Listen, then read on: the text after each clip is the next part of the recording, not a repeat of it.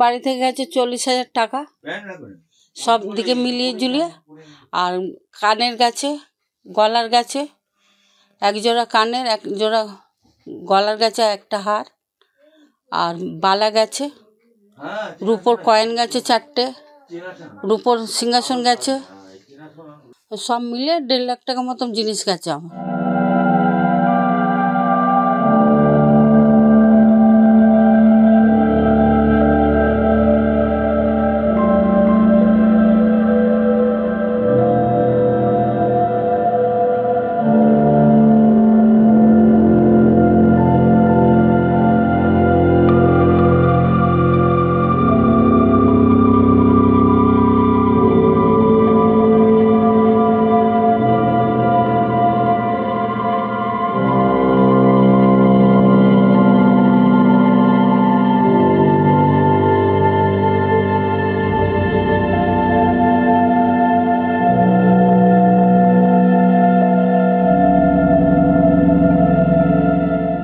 বিদ্যালয়ে চুরি হয়েছে।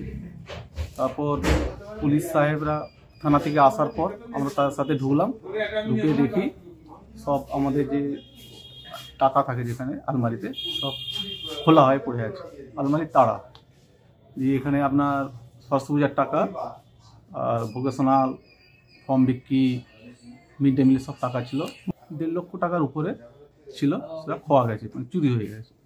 নেই, দেখতে পাচ্ছি আলমারি ভাঙা। পুলিশ বাবুরা দেখলেন, এটা মনে হচ্ছে ঠিকই আছে, খাতাপত্র তো দেখছি যেভাবে গুছিয়ে রেখে গেলাম সেভাবে আছে, কোনো কিছু মানে যে তজনজ করা সেটা করেনি। শুধুমাত্র লকার ভাঙা, টাকা পয়সাগুলো খোঁজার জন্য 5-6টা আলমারি ভেঙেছে আমার।